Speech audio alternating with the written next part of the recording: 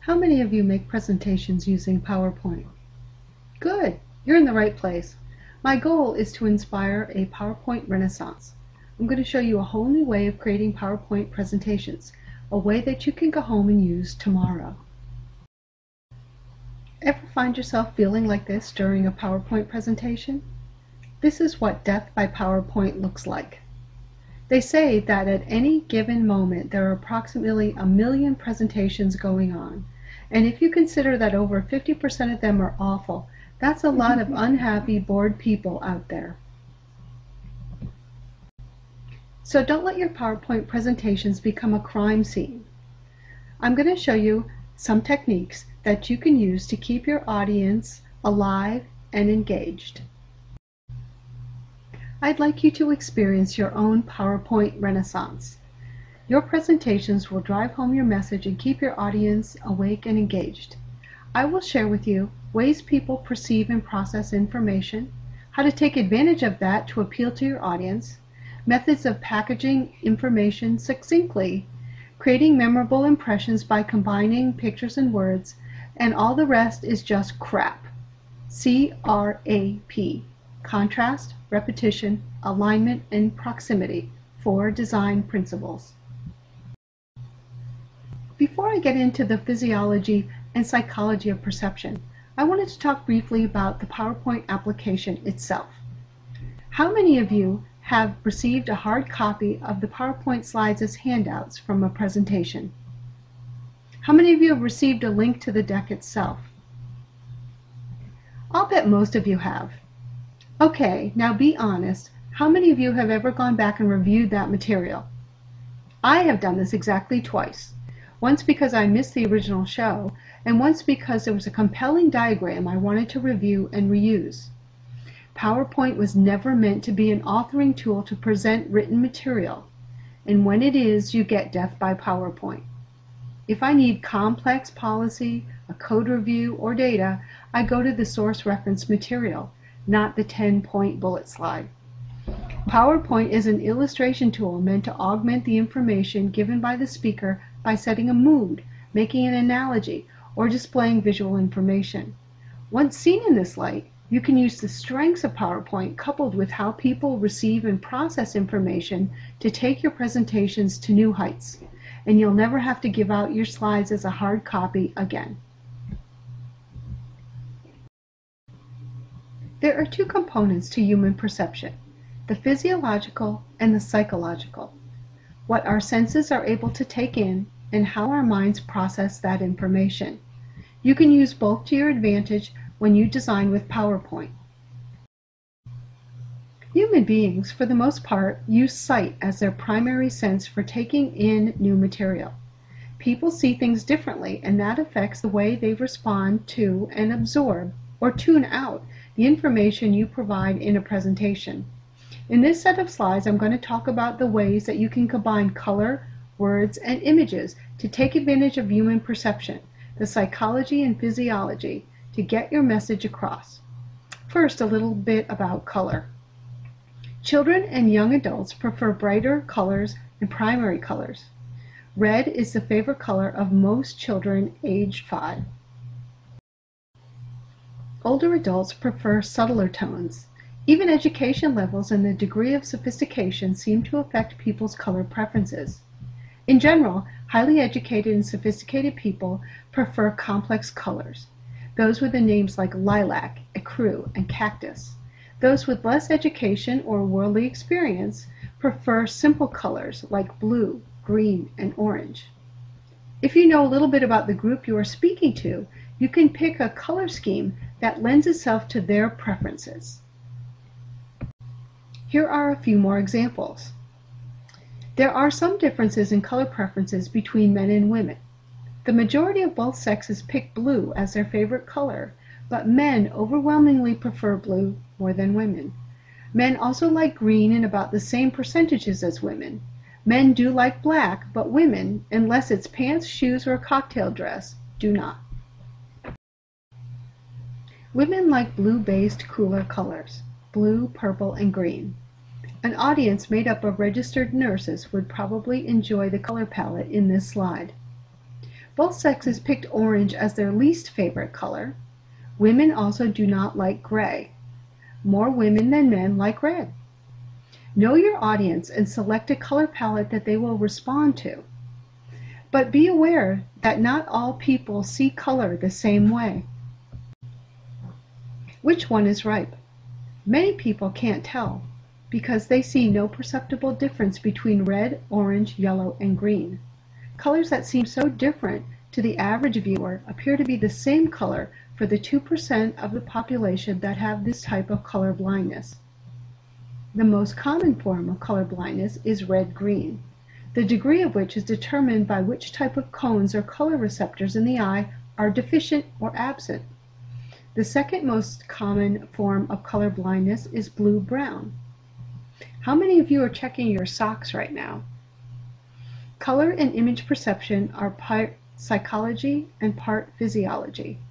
Our brains process sensory information as it is received, and each person's brain is set up a little differently, but we do share some common traits. So our brains are set up a little differently, but we do share some common traits. The first is how data is processed in a general way by our brains. Most people can see and listen simultaneously. We do that all the time, like watching a movie or driving while listening to the radio. But what we can't do well is listen and read, or look at a compelling picture or diagram and read a lot of text. Listening to someone talk and reading text on a screen are two competing activities that use different parts of the brain. And the mechanism of attention is selection. It's either this or it's that. So when a person is confronted with competing activities, you lose control of which one they pick. Use this to your advantage and don't set up your audience to pick. People attend a presentation to listen to you talk, not read what you wrote. When you are presenting with PowerPoint, you want people to look at an image and listen to you talk. Therefore, that image has to be immediately recognizable and support your audio track. To get people to pay attention to you while you talk and display PowerPoint slides, you first have to increase the signal-to-noise ratio. Signal-to-noise ratio is a principle from radio and electronic communication. What it stands for is the amount of intelligible information, the signal, you receive out of any data transmission, the noise. More signal, less noise. I'm going to show you a set of slides, and I want you to look at the amount of information you get from the slide, and then what part of that information is important to have, and what part of that information distracts from the core message. Simplify to amplify. So look at the information on this slide. What do you think is the most important information? What is the message that the data is trying to impart? Is it difficult to figure out? What do you identify in this slide as the signal? And what do you identify in this slide as the noise? With the first slide in mind, I invite you to look at this slide and compare the two. It is the same exact data. What is the signal in this slide? And what is the noise? How does it compare to the first slide?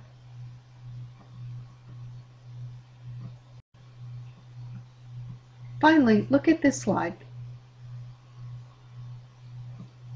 Same data. What do you identify as the signal? And what do you identify as the noise? I show this slide to illustrate that some noise isn't bad, and it can be used to create another subtler message in the data. Because we're talking about selling bicycles, the picture in the background shows a sense of excitement and fun. But there really isn't any excitement or fun about sitting through slide after slide of bullet points, and we already know why this method is difficult to process. Surely, though, there must be some times when it's okay to use bullet points. And surely there must be some rules on how to do this well. Has anybody ever heard of the 1-7-7 rule?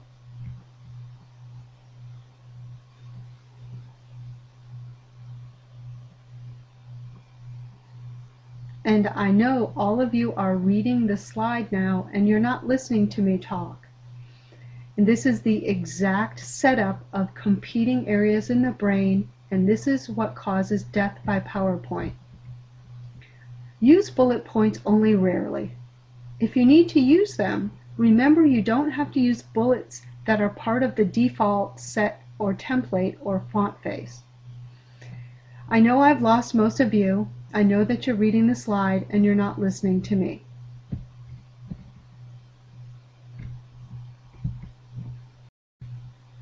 In this slide, images are used as bullet points. They are used to show 6 places to visit during your lifetime.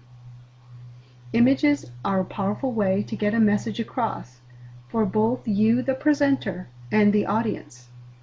People make associations with pictures, and they augment what you say. They do not fight for attention like many words do. Which brings me to a way to combine words and pictures effectively. Bullet points make people read and not listen. Words and images don't have to compete for attention. They can be made to work together. One of the best ways to do this is by creating visual analogies. An analogy is a comparison of 2 things.